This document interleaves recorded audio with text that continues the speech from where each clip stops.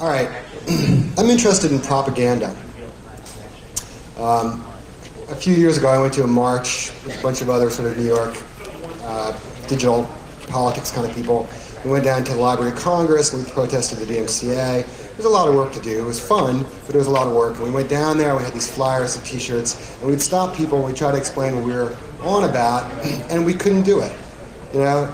The person would finally stop and they'd say, well, okay, what's your cause, wacko? And we'd say, oh, well, blah, blah. 10 lines later, they say, oh, it's about computers. It just wasn't working. So what I've been working on is propaganda hacking. I want to have something simple to say that'll explain my cause and my purpose easily and cleanly. And so what I have arrived on is something I think is sort of on the far, far left of digital politics. I think I probably would go, intentionally probably would go to the left of, I don't know, most people and just say intellectual property is wrong. So that's purely a preface to explain what I'm doing here and what the purpose of it is. This is going to be sort of a fire and brimstone thing in a certain way.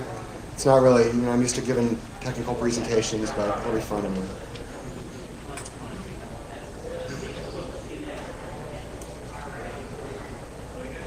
All right, so the first key point is that the government needs to get out of the music business or into it, one or the other. When we talk about intellectual property, we're generally sort of basing what we're talking about on an understanding of what that stuff is in the Constitution. And here's my vision of what that stuff is in the American Constitution. When the founders wrote the copyright clause, they did two things. One of the things they did was that they conjured up an industry out of thin air. There was no intellectual property industry, and it was created from scratch in that moment of guaranteeing that there would be such a thing as intellectual property, which doesn't exist in nature. And number two, the founders created a government policy towards the arts. Now, aside from the First Amendment and free speech, there pretty much is no other government policy towards the arts. And really, this has come to have the effect that that they created an industry to administer the arts on behalf of the government. Now, we've arrived where we are now because it isn't working. And the reason it isn't working is that industry has the power of government behind it, but not the accountability. So this is going to be kind of speech format, which I think could be entertaining and also could be sort of annoying as I flip pages and don't use slides. All right, I'm going to go back to the beginning. The government needs to get out of the music business, or it needs to get into it, one or the other. The problem is that it's not doing either. When the founders wrote the copyright clause, they did two things. They conjured up an industry out of thin air, and they established government policy towards the arts. This isn't working, and the reason it isn't working is that industry has the power of government behind it, but not the accountability. The result is that the people, by which I mean, the people thing that you see in the Declaration in capital letters, are subject to regulation without having a voice in what the regulators do. And as a result, what we have is an anti-democratic institution. We have an actual system that's set up, it's working, it's doing its thing properly, and it's an anti-democratic mechanism. So what makes this anti-democratic is that there's collusion between government and industry. There needs to be a wall between government and industry, just the same way as there's a wall between any other important parties in the forces that make government run. And there isn't. There's collusion instead. And when democracy breaks down, because there's collusion between privileged parties, the recourse is for the people to forcibly remind the government that it is the servant. Now, I want to say this very specifically, that force is a real thing, is a useful thing, and it's the way things work. And not only that, it is the way democracy works, is that the people have to not ask the government to do the right thing, but tell it. Government does the people's bidding unwillingly as a rule. Pretty much anywhere near the top, people in government are these ambitious, fairly unscrupulous people. Maybe they're scrupulous, they're definitely ambitious, they're pretty hardcore. And they're not there to Anyway, they do our bidding unwillingly. Government always strains against democracy, and it always has to be forced to do the right thing. It doesn't want to be accountable, it wants to be elected for life. The arts are only a danger to political careers. Politicians, strategically or tactically, need to keep the arts as far away as possible. The arts can do nothing for them, at least in America. Obviously in France, presidents write books of poetry and stuff like that, but that's not the way it is in the US. So to keep the arts at arm's length, politicians have established these proxies to do administration, and proxies are not democratic institutions. Proxies are neither in the government nor out of it. So when the founders established a proxy body to enact policy towards the arts, they created not just an industry, but a super industry that has special powers. And when the founders wrote the copyright clause, they abdicated their responsibility to make a government which is responsible to the voters and the people. I don't want to sound paranoid, and I don't want to make up a conspiracy theory.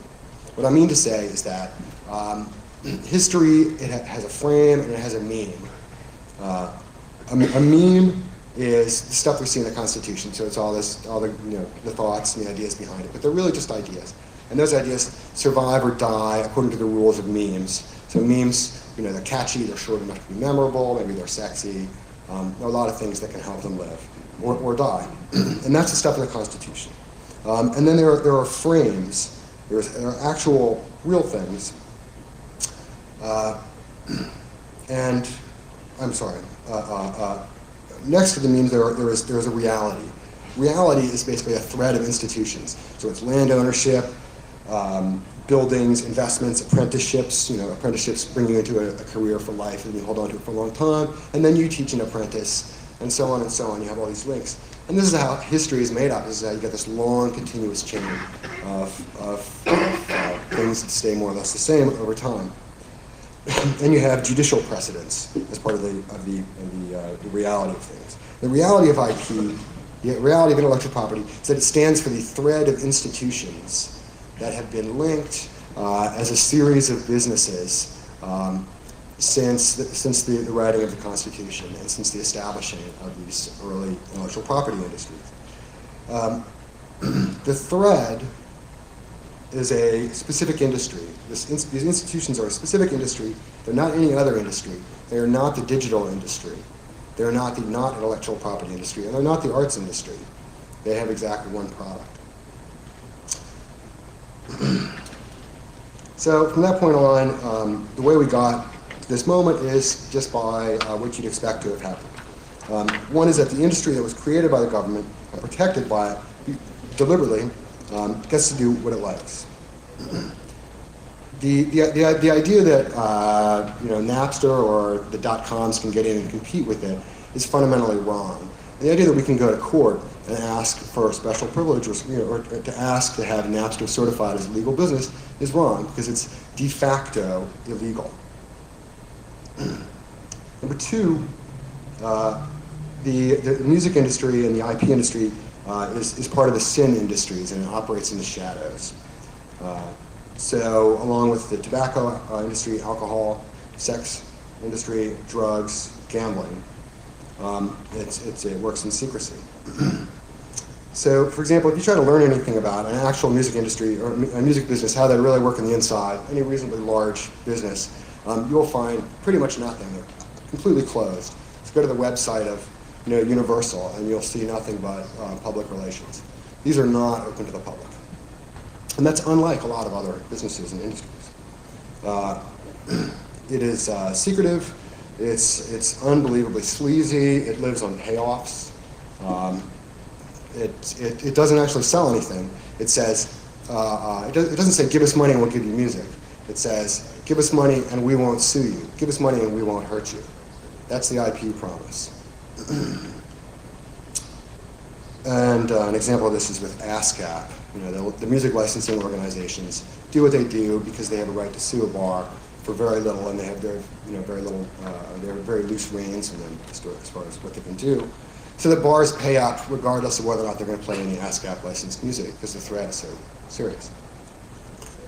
So the problem here is the music industry is acting as an arm of government. At the same time, it doesn't have the constraints. It doesn't have the oversight. There's no vote. There's no disclosure. There's no opportunity to throw the bastards out, and this is on purpose. What it does have in common is power by fiat, and that's what democracies are formed to prevent. So I was talking to my friend Mike after a Lawrence Lessig speech we saw, and Mike and I sort of both noticed the same thing without even really having to say it, and that was that there was a huge part of the conversation about intellectual property that wasn't really getting said. The EFF, guys like John Gilmore, and Lessig all sort of agree that we're losing and we need to seek a compromise. The point our advocates would have us believe is that this is about balance between speech and copyright. And it's true that when you go to Congress and you ask for something and you want to represent the hackers, that's a relatively mild line that's pretty good. But I think it stinks because it's wrong and it's totally beyond the point. Here's a quote about Lessig just to articulate what I mean. Lessig urges us to treat the copyright clause as striking a balance between private intellectual property and a public intellectual commons. Should the balance tilt too far, the public will risk losing its constitutionally mandated right to a vibrant public domain. Well, we really are losing all over the place. We're losing all over the place, right? We're getting killed in laws.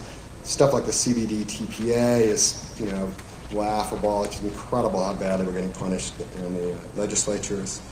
We're getting all the traditional attacks against the sin industries, where manufacturers are punishable just for existing, because you want to, hate the sin but love the sinner, and that's why we're allowed to attack manufacturers of file sharing and other digital freedom sort of goods.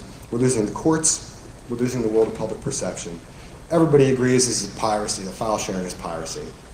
Nobody disagrees. And I argue this point all the time, and I can't even convince people who agree with me that file sharing is not piracy.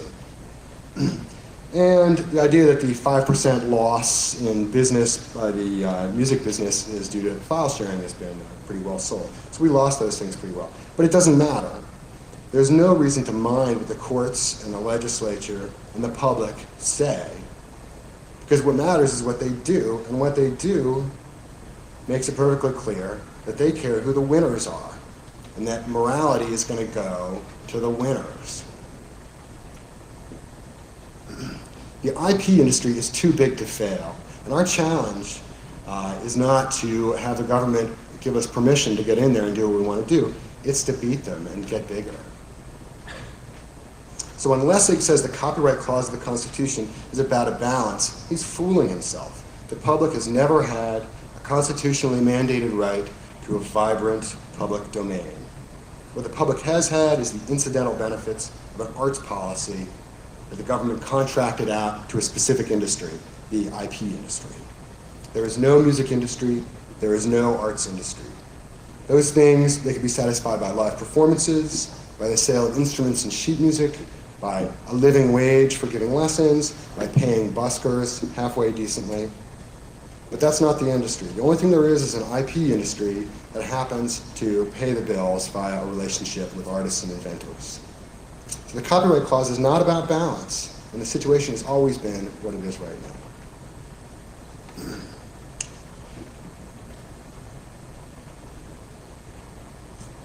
So what the situation is right now is what you get from the combination of secrecy and privilege that's built into the copyright clause. Arbitrariness and self-dealing. Self-dealing means that membership as opposed to products, as opposed to output, is the most important value in the IP industry. So with the recent decisions as far as net radio goes, this seems pointless until you realize that what matters is that net radio is not part of that industry. And the purpose of the copyright clause is not to encourage the arts or to encourage radio. It's to keep an IP industry alive. Courts are going to fix this because they are right not to fix it. What the copyright clause says, what the Constitution says is it is the industry of intellectual property and not the products of that industry, not the output that is guaranteed by the Constitution. Think about the copyright clause. In order to blah, blah, blah, Congress has the power to do copyrights and patents. In order to is not a mandate. I'm not telling anybody to do things. The courts are not required to follow that in order to promote the progress of the arts and useful sciences. The courts are obligated to allow the Congress to grant intellectual property. That's a very different statuses. And this is arbitrary in that the music industry, the IP industry has no obligation to the public, and it can do what it wants with its power. Again, music labels don't offer downloadable music because they don't have to. They're not responsible to the public. They're private. They're a private thing. Well, despite all this, we're really doing pretty good by brute force so far. I don't agree with the gloominess of a lot of people. I think we're actually doing pretty good. We invented the internet, which does not suck. You know, this file sharing thing is really pretty popular. Everybody's got computers. There's a lot of smart people out there, and we're making progress. Yeah, our enemies are evil and powerful. We are not that weak. And we shouldn't get down on ourselves just because the law hates us. All the law is waiting for is that we need to crush the opposition by brute force. So it's good to contribute to the EFF. It's good to write letters to Congress, and demonstrating is a fine thing to do. But that's not how hackers work. You know, you see digital politics people trying to raise money for funds. It's like pulling teeth. You know, they can repeat it 150 times a minute, and the truth is that everybody in the audience is happy to go build stuff and unhappy to go call their congressman, write letters, join the ACLU, blah, blah, blah. Because it's really not the way that we operate. The way we operate is that we build stuff. And what we need to keep doing is keeping building stuff. The only thing wrong with what we're doing is a couple small things. One of these things is building stuff with a more aggressively political feature set is an effective way to work. So here's a few examples.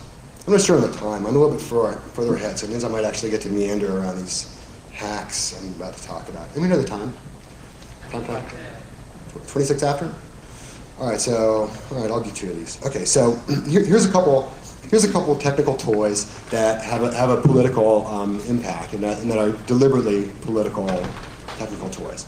One of these things is a thing I've been doing with a few friends, which is a file sharing party that we call loosely a rip swap. And the purpose of this thing is to share files. And what we do is people walk over to each other's houses, they bring a hard drive, or they bring a computer or a laptop. The person hosting the party has a hub. We have a couple, Ethernet cables. Everybody has a copy of Apache or can pick one up or wget.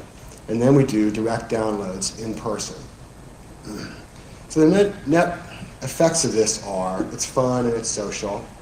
It's totally legally protected, right? Unless the cops are gonna send somebody into your private home where you're drinking beer and having a barbecue with your friends, the administrators are not gonna get down on you for this. Legally, you are immune. The amount of stuff transferable is disgusting. On average, we take home 5 to 10 gigs a night of good stuff with recommendations and comments like, no, you don't want that, it sucks, the download is cut off. So this is a technical political hack, right? We accomplish enough mass sharing that it's got to be terrifying to our enemies. 5 to 10 gigs of stuff is a lot of stuff. If you do that over a good broadband connection, there's a lot of junk, and it's going to be junk if you get it off the public downloads, and it's good stuff from your friends. Sorry, go ahead. I didn't want to take you off track. Yeah. Can you just elaborate a little bit on the legal protections and the differences between a private party and one of us through like a box on a limb, like a show like this, which is not, you're not paying to come, nobody pays to come to the show just to download something. These people say it's legal. But obviously the same protections are not afforded because it's the same before. Well, I think that did everybody hear the question? Should I repeat that? Okay. So I think that the key point, this is going to sound a little gross, but I don't think the key point is legal because I think the law follows practice. And I think that it doesn't really matter. What matters is, are you going to get busted? Are the cops going to come in and do it? The cops, the record industry doesn't want to have photos in the paper of thugs breaking down your front door. They would be a lot more comfortable about it here because this is a smelly hacker thing going on. But if you had a cool party at your loft in a sort of, rave sort of context, drugs, loud music, all night. It would be pretty cool, you'd have like, and the cops wouldn't want to really go in there. It wouldn't look good. It'd give you good publicity. So, I mean, the answer is it works if you get busted. My friends put me a box on the land and had every feature on every Simpsons, every 160 gigs. Phenomenal. We found out I have a friend with a collection that yeah. That's phenomenal. So, okay, so the point of these things is that this is a political and technical hack, right? Our bandwidth is disgusting. As Kevin said to me after one of these things, he emailed me the next day, he said, okay, well, I got 10 gigs for a ride on the subway here and back. So my throughput kicked ass on my cable modem. And it's a political hack because it's really scary to our opposition if we spread the practice. So my point here is, by using your inventiveness, you don't have to do what our sort of leaders say you have to do, which is flyer, sign petitions and so on. Taking action is effective, and since taking action is what we do well, the only thing you have to do differently is apply your creativity more directly and maybe more aggressively. Yeah, go ahead. If you're doing these things privately, how would it scare them? How would they even know about it? Would you tell your friends about what you do with your other friends about all this file sharing and hope that it gets to them? Seriously, how would they find out about it? Hit a journalist with like a big PR list and be like, hey, this is a trend. They eat that shit up. Oh, and yeah. like that's the news, and then what are you gonna do? Right, or give talks about it. I think we all follow. And another similar sort of political technical hack is a thing called a friend net. And you got to have a name for your projects, and that's the catchy name for this project. The idea of a friend net is that it's a file sharing network. So it's about downloading stuff from your friends' computers over the internet and not in person. And the difference is that you only connect to your friends. You should never have a connection to somebody whose phone number and email address you don't have and whose face you don't know. You got to know them a little while, right? And so from there, it's all just fun technology. There's a lot of interesting problems in networking that come up with that. So for example, you have this extremely delayed way of going because your friends aren't online all the time, and you're going to have to cache listings. It's an entertaining set of problems, but the net result on a political level is that this is a cell structure, right? It's the same thing we want to use to do true evil. We're not trying to do true evil, we're trying to do true good, right? But our opponents are true evil, we're great, we're the forces of good, and we're going to have to be strong about it. This is a cell structure. It would be nearly impossible to break something like that. So to reinforce that point, technology and hacking, and not traditionally political things, are positive political things to do. I think you were first. In the last 6 months, the NPAA and the RA have been sending letters to various college sharers. They target the top Right. 15 sharers on the network. Right, it's a power law One network. of the key things about your FriendNet project is that the way to do that is by getting on the public network and using bots to crawl either Nutella or you go into one of these services to find the top sharers and then attack them personally by suing. I mean, they're completely justified to do that. You're right. So yeah. And plus, with 6 degrees of separation between everybody on the planet, if you're on the free FriendNet and everybody else is on another free FriendNet, Right. same thing. Right. And anybody who betrays you to the RIAA is not getting any more beer. They're not coming over to watch TV anymore. So your friends aren't going to do that very likely. I have a little ways to go. It's not really. I'll try to come back to it and make some time. All right. So we're doing pretty good by brute force. Now I lost my place. Okay. The point is we shouldn't get down on ourselves because the law hates us. Writing letters to Congress is not how we operate. What we need to keep doing, what we need to do is exactly what we're doing right now with two small differences. The first one is political, technical hacking along these lines. And then the second one is we have to stop fucking apologizing for being who we are. I just don't get it. I really don't get it, I don't know anybody who feels on a moral level that file sharing is stealing. I mean, I'm a fanatic for this subject, and I ask everybody, and I ask them, for 45 minutes, and they never think it's stealing. They don't even think it's wrong usually. They just think it's bad, like they're masturbating or something. And nobody really feels like masturbating is bad. They all think it's really kind of fun, right? But everybody has to say everybody has to say they feel it's bad, and everybody has to say that they feel that file sharing is bad and evil.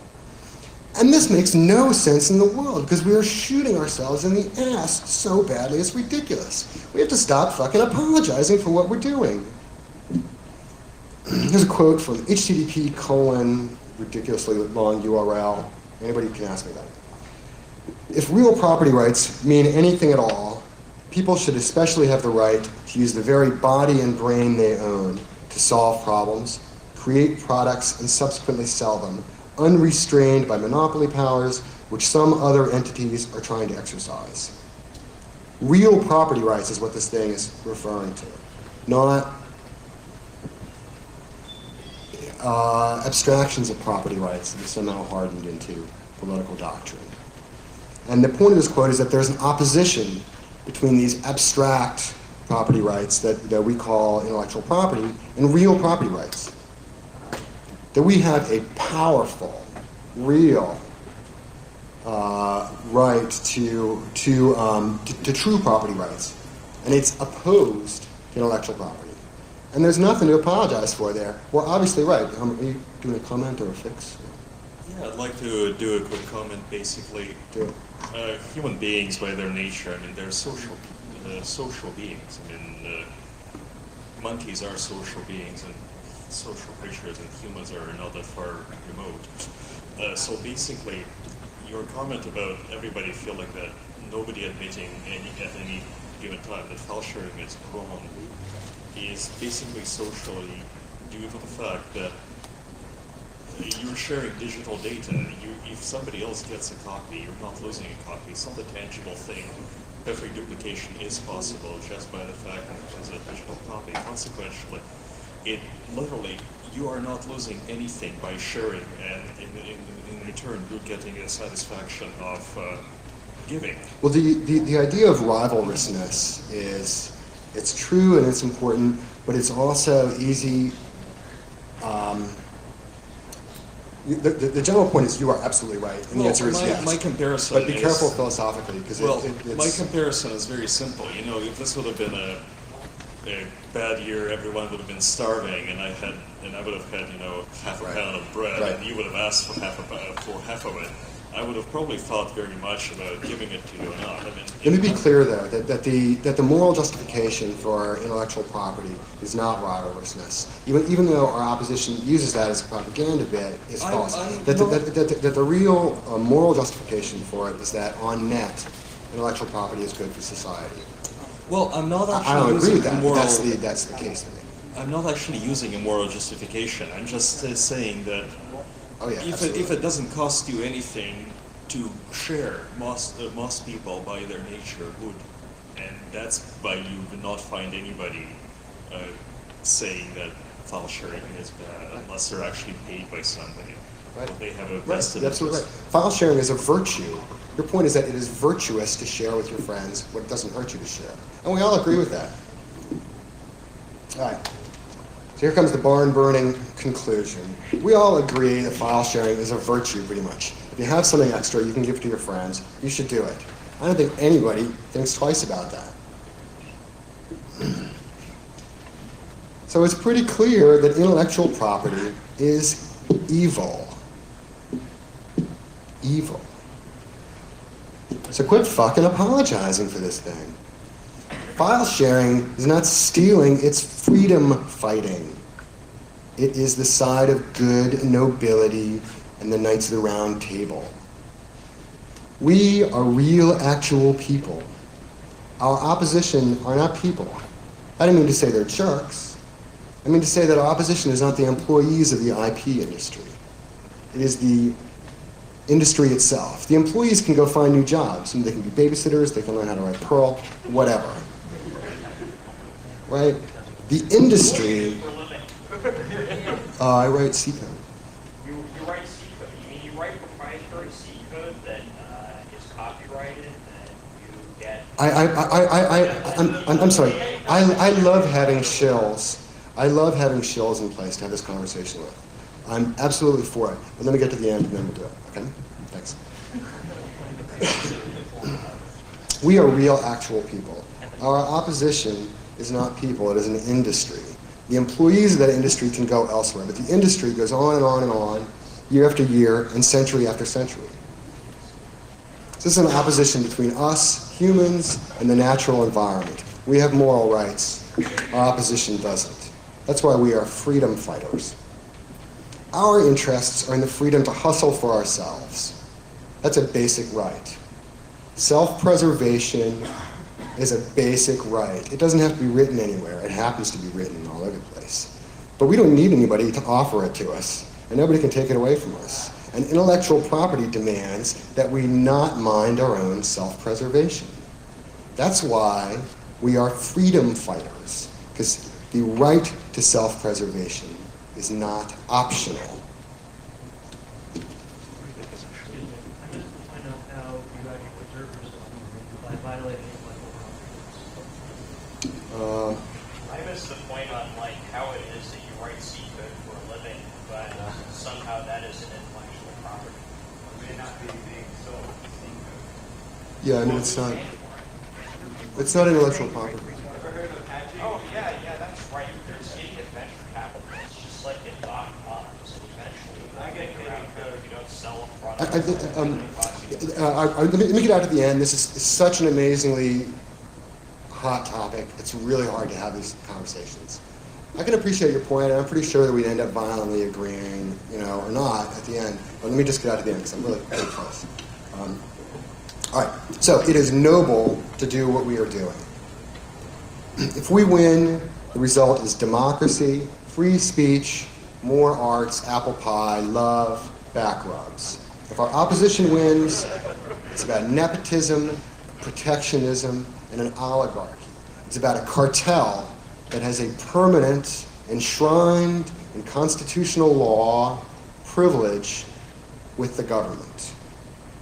It's not that we're not so bad, really. It's that we're good. We are outright good. So quit fucking apologizing for doing good. We are not on a mission to not hurt the artists. We're on a mission to crush the recording industry. Crush, crush, crush. You don't have to say you're sorry about screwing Britney because she can really take care of herself. The Backstreet Boys are doing fine, and all the other artists are hosed. Moreover, the point can't be how to protect the artists. We can't be threatening the artists because we are the artists. When the founders were talking about the arts, they were thinking of the hurdy-gurdy, the harpsichord. Well, that stuff isn't there anymore. We are the people who own the creative public domain. We do this stuff in personal time, nights and weekends, applying talent, not getting a lot back except for maybe some glory, personal satisfaction, aesthetic satisfaction. We are, as far as the Constitution is concerned, artists. So when people say that what we are doing is threatening artists, that can't be right. We are the artists.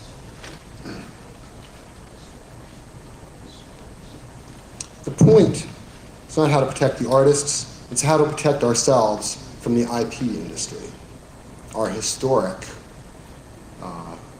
parasite. So quit fucking apologizing for this thing. It's a real struggle. Politics is a true fight. It is not for play. There's a lot of rats. There's not that much cheese. The cheese is money and stuff that matters, that people really care about. And if we want some of the cheese, we have to recognize that it's serious business. Force is the way things get done at that level. Our opponents are not afraid of using force, and they use it every day. We are in a power struggle to preserve democratic government. And the reason this is a power struggle to preserve democratic government is that the idea of intellectual property has created forces which are powerful enough to threaten democratic processes. And if the courts seem like they're doing arbitrary and bizarre things, that's wrong. Because the courts are doing exactly what they're expected to do, given that intellectual property must exist. If intellectual property is a valid concept, than what the courts have done and what the CBD TPA is and what all of our enemies want to do to us, what Palladium is okay. It is constitutionally enshrined.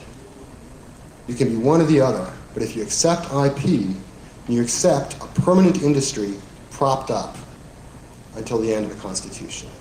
And to prop it up, you have to give up your right to invent in favor of a right to have an intellectual property industry. Intellectual property is not now, and it never has been, a balance between private property and a public commons. It is a whole in democracy. It's not okay sometimes. It's not okay for big kids to beat you up when they don't actually break anything. It's wrong all the time and in every way. So just quit fucking apologizing. And when it comes down to finding a meme, somebody asks you for 3 words or 4 words to describe what the point is, you just say, I don't believe in intellectual property. It's wrong. Thanks. Comments?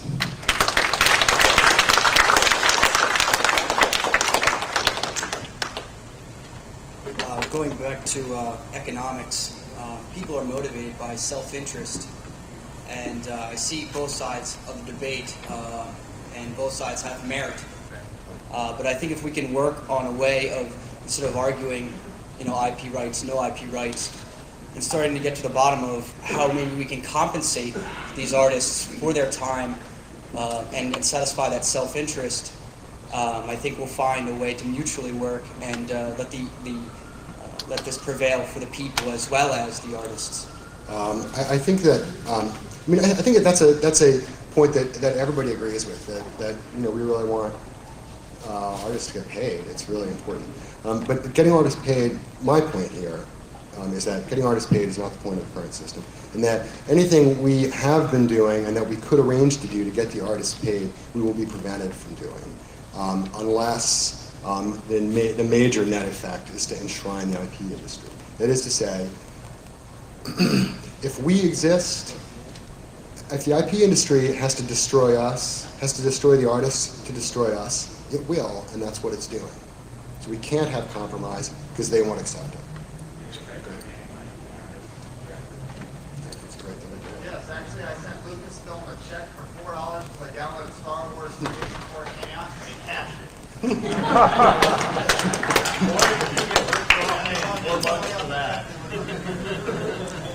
You mentioned that How are we at time? We got a couple minutes? About 10 minutes more. 10 minutes more? Okay. just a clarification I would like. You said that the Constitution enshrines the industry of IP. It wasn't, from my understanding, until at least 100 years after the Constitution that corporations actually acquired the rights of people. In the late 19th century, that corporations actually were able to start holding copyrights because they were considered equivalent to people in a very badly judged decision by the Supreme Court. But until that time, the founding fathers had intended this very much for individuals to be the artists, the creators, and therefore the holders of copyright and the beneficiaries of this. How do you explain that? Because that's where I didn't get. I mean, there are parts of that I agree with, parts that I don't. Historically, the history of intellectual property has always been bound up with censorship, government censorship, and its historical roots are in censorship by the Crown in England. As far as the fact that corporations didn't have the right to hold property until later on, it's the same thing. I mean, there were still industries, there were still cartels, there were still businesses. And in any event, intellectual property, if it passes from hand to hand, and if it leads to a creation of a permanent IP industry that can't be threatened by any legal means, then the net result is the same. It just got worse by becoming a corporation. Yeah. It was already pretty bad. It was already. I mean, the seeds were there. They were too small. It didn't really matter. It took a long time. I really like the idea of the parties and of friend nets, and I think that makes a great deal of sense. I mean, it's very good to hear people instead of just speaking out in the ether, coming up with practical solutions. But I think, if you once again, you've got to sort of think into the ether again. I mean, if we continue with practices like that, does it actually bring the recording industry all the way down? If it doesn't bring the recording industry all the way down, what kind of adaptations is it going to produce within the recording industry? How do we counteract those? And then, I mean, like, even ultimately, if this does work, this is always sort of like the problem with socialism and communism, too. It's like, how do you pay the artists? Like, in the grand ideal of how this system eventually works. So what now? What next? As well as, the solutions you suggested. Well, your first point about adaptations that happen as a result, I thought about it, and I don't really know I don't know if I'm on their side. I don't know what, sort of antiviral mechanisms I try to field, and I probably would be pretty unhappy. I probably would try to suppress the news. That's what I would do. Keep publications from reporting on it, because that would kill a lot of the threat. As far as paying the artists, again, let me say that there are many ways to pay the artists. Many, many ways to pay the artists. And there's a lot of problems with all of them. One of them is, legitimately, and I don't mean this facetiously or cleverly, I mean to say we are the artists. Right? If we're making a living for ourselves as hackers, I don't mean as corporate IT guys, then that's the problem of how to pay the artists. There's the issue of paying the artists by government policy. Europe, social democracy. Why am I missing the name? It's social democracy. European social democracies consider it to be government benefit to some degree. There's better wages for giving guitar lessons. There's a lot of ways to pay. There's allowing, but most of all, here's the real answer. All right, there's a very simple answer to your question, and to your question about paying the artists. The IP industry doesn't care about the artists. If it has to kill the artists to get to us, then that's what it'll do, and that's what it's doing. So we've tried a lot of ways to get these people paid, right? Net radio, these little net radio stations, they really could have been profitable. It doesn't take a lot to make a company like Slashdot profitable, for example. There's ways that money flows through the system. There's little file sharing companies, LimeWire, Morpheus, et cetera. They're tiny little companies, and they do staggering volume. So they really don't do so much advertising or many, chunks of spyware to make a profit. And there is money available that can come back to the artists as long as our industry is allowed to continue existing. So you're about to make a comment that I'm happy to do this, but I got to tell you that I hope you'll understand if it feels to me like it's going off the rails. Anyway, I'm sorry, go ahead and make a comment. I apologize. So I'm somewhat in the unusual position of agreeing with you that the RIAA and the MPAA are overly aggressive to a ridiculous point with the bastardization of U.S. copyright law, and especially things like the Sonny Bono Copyright Extension Act for Disney, which is one of the most ridiculous things that I've ever seen. That said, you're attacking the whole idea of intellectual property. And I write for a living. I write books. I've got some of those that are out actually still being published. I write technical documentation for software. And I also happen to be a 2600 author.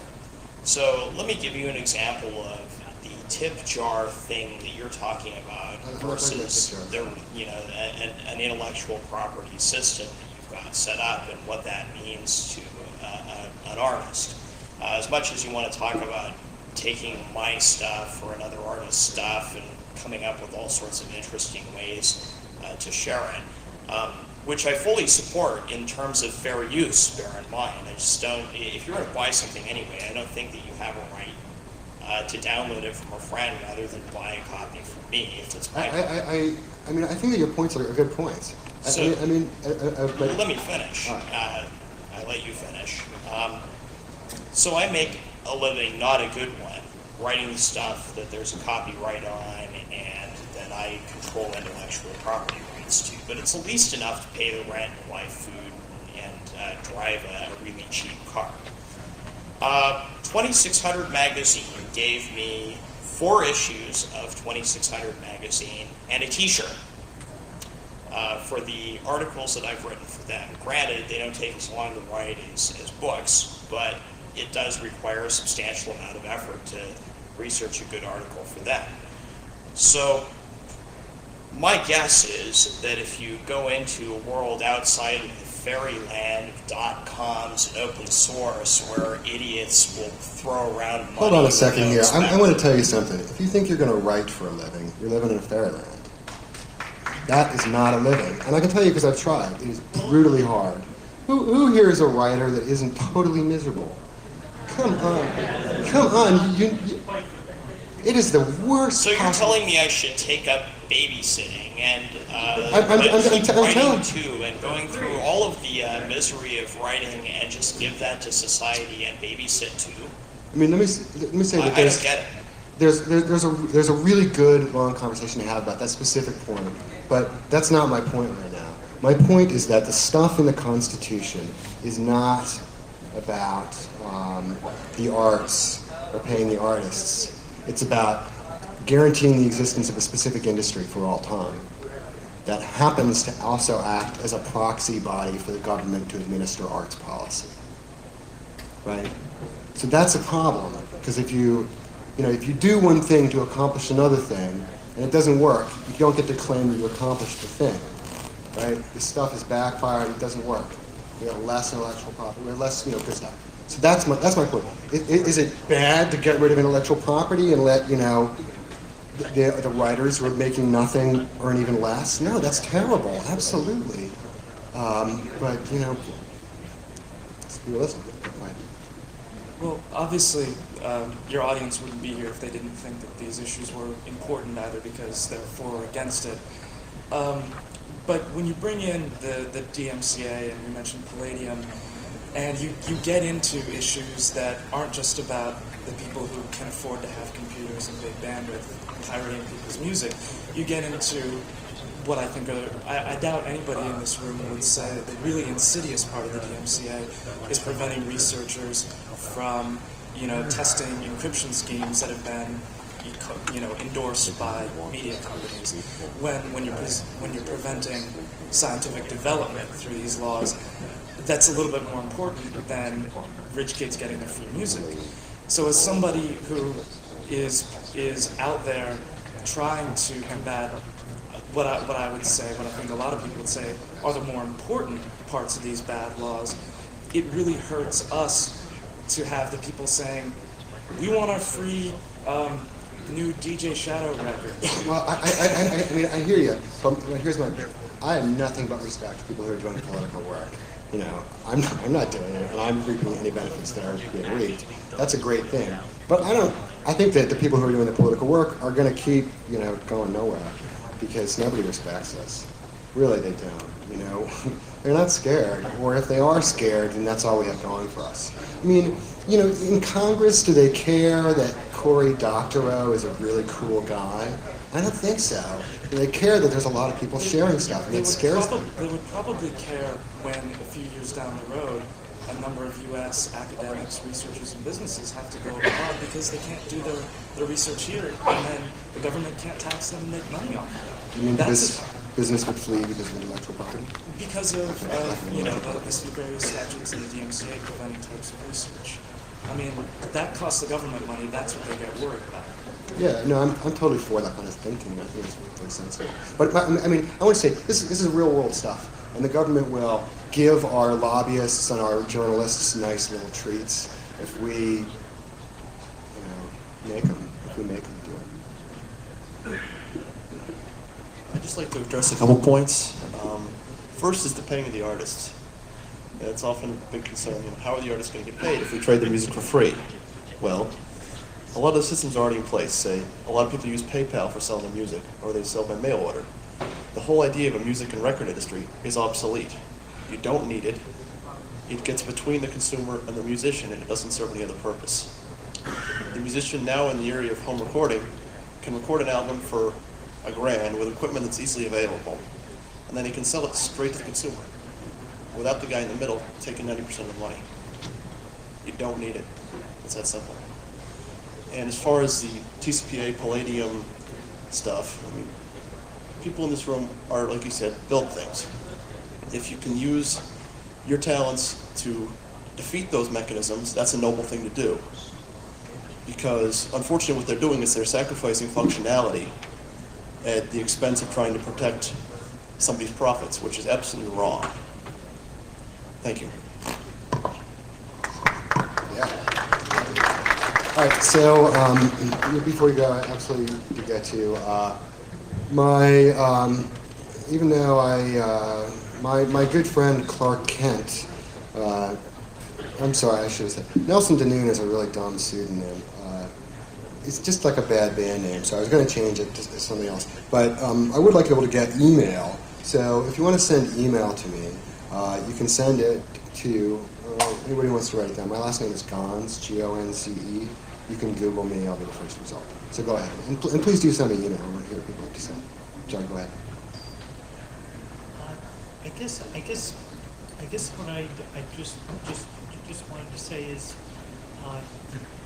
there are a lot of artists out there that are very, very frustrated by the IP industry, and they feel that it's part of what's keeping them from having the freedom that they want. But a lot of artists that I've spoken to, that I've worked with directly, are really afraid of the concept of losing the concept of IP, because they feel that that is their value, and without IP, they feel that they would starve. And what you just the world that you're describing, without intellectual property, that artists are somehow able to feed themselves, which is the basic issue, is something that very few artists. I have to cut you off. Yeah, very few are able to. I have that luxury. I have lots to say about that kind of stuff. All right, thanks a lot for coming, and I hope anybody who's just here for that, remember the one catchphrase. If somebody wants to ask you while you're doing some kind of political thing what your point is, don't hem and haw, just say intellectual property is wrong. It's quick, it's clean, it's simple, and it's fucking right. All right, thanks a lot.